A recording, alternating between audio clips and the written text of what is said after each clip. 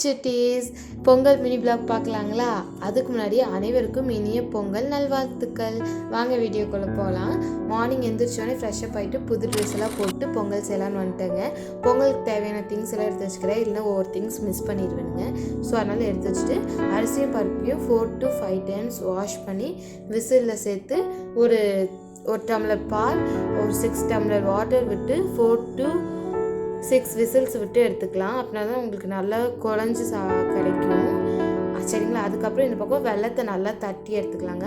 நல்லா உருக்கி ஊற்றும் போது பாகு காய்ச்சப்போ உங்களுக்கு ஈஸியாக இருக்கும். தட்டிக்கிட்டிங்கன்னா நான் நல்லா தட்டி எடுத்து வச்சுருக்கேங்க. அப்படின்னா தான் நம்ம பொங்கல் சாப்பிடும்போது மண்ணெல்லாம் வராமல் இருக்கும். அதுக்குள்ளே இந்த பக்கம் வந்துட்டு விசில் வந்துருச்சு. நல்லா ஓப்பன் பண்ணி பார்த்தா நல்லா வெந்திருந்ததுங்க. சாப்பாடு வந்துட்டு குக்கர் நிறைய ஆயிடுச்சு, அதனால நம்மளால் செய்ய முடியலன்னு பெரிய குக்கரில் மாற்றிட்டேங்க. இந்த அளவுக்கு சாப்பாடு நல்லா குழஞ்சி வந்துருந்ததுங்க. சரிங்களா? இப்போ பக்கத்தில் வந்துட்டு நம்ம வந்துட்டு தாளித்து கொட்டுறதுக்கான ப்ரிப்ரேஷன் நெய் ரெடியாக ஊற்றிட்டு திராட்சை முந்திரி நான் ஆட் பண்ணியிருக்கேன்.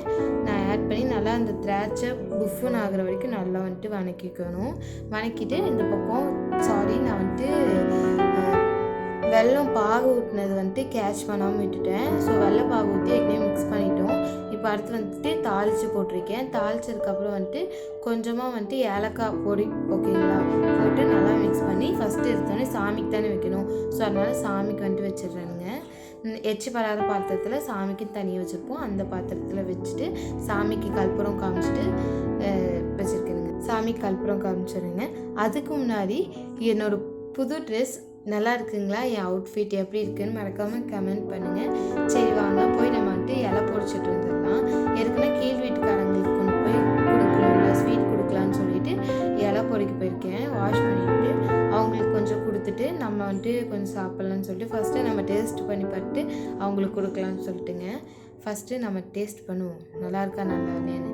ஏன்னா டேஸ்ட் பண்ணாமல் சமைச்சது. சரிங்க, சாப்பிட்டு அவங்களுக்கு கொடுத்துடலாம். இதுதான் என் அவுட்ஃபிட். தேங்க்யூ.